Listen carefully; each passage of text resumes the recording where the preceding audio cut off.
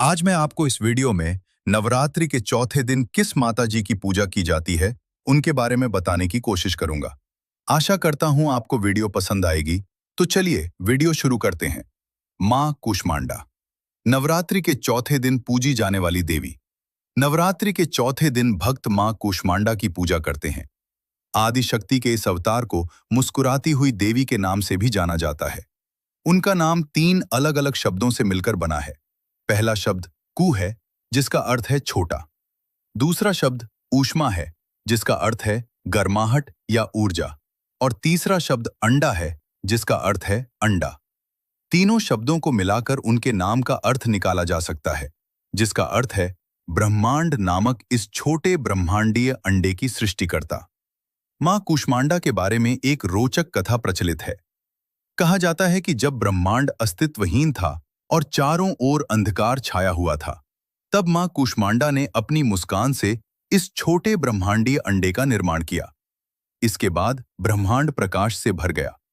ऐसा माना जाता है कि वे ब्रह्मांड की समस्त ऊर्जा का स्रोत हैं।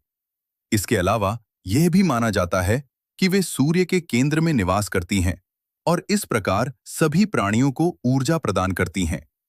ऐसा माना जाता है कि वे सूर्य देव को दिशा प्रदान करती हैं।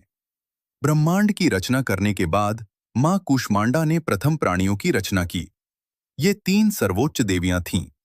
उन्होंने अपनी बाईं आंख से एक भयानक रूप की रचना की और उसका नाम महाकाली रखा। अपनी मध्य आंख माथे पर स्थित से उन्होंने एक और उग्र रूप की रचना की और उसका नाम महालक्ष्मी रखा। अपनी दाहिनी आंख से एक अत्यंत दयालु और मुस्कुराता हुआ रूप प्रकट हुआ, जिसका नाम उन्होंने महासरस्वती रखा। महाकाली के शरीर से एक नर और एक मादा का जन्म हुआ। नर के 5 सिर और 10 भुजाएं थीं। उनका नाम शिव रखा गया। मादा का 1 सिर और 4 भुजाएं थीं। उनका नाम सरस्वती रखा गया। महालक्ष्मी के शरीर से एक नर और एक मादा का जन्म हुआ।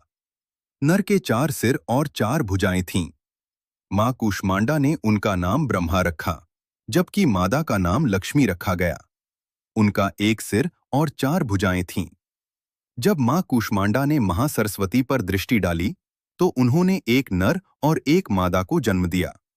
नर का 1 सिर और 4 भुजाएं थीं। उनका नाम विष्णु रखा गया। मादा का भी 1 सिर और 4 भुजाएं थीं और उनका नाम शक्ति रखा गया। इसके बाद उन्होंने शिव को शक्ति, ब्रह्मा को सरस्वती और विष्णु को लक्ष्मी की पत्नियां बनने का प्रस्ताव दिया।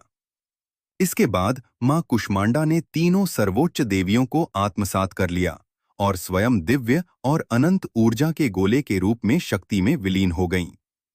ऐसा माना जाता है कि मां कूष्मांडा शक्ति का ही एक रूप हैं, जिन्होंने इस ब्रह्मांड की रचना की और वे संपूर्ण ब्रह्मांड की प्रथम प्राणी थीं। उनके द्वारा सृजित देवताओं ने बाद में ब्रह्मांड में अन्य जीवों की रचना की। मां कूष्मांडा की 8 भुजाएं हैं। वे अपनी 8 भुजाओं में कमंडलू, धनुष, बाण, कमल, अमृत पात्र, चक्र, गदा और माला धारण करती हैं। वे सिंह पर सवार हैं, जो उनके भक्तों में निर्भयता का भाव जगाता है। वे सर्वोत्कृष्ट सुख प्रदान करती हैं और उनकी नियमित पूजा से समृद्धि, शक्ति, सुख और मोक्ष प्राप्त होता है। वे अपने सच्चे भक्तों के सभी रोगों, कष्टों और बाधाओं को दूर करती हैं। इसलिए पूरे विश्वास के साथ माता जी की भक्ति करनी चाहिए। जितना दृढ़ विश्वास होगा, उतनी आस्था बढ़ेगी।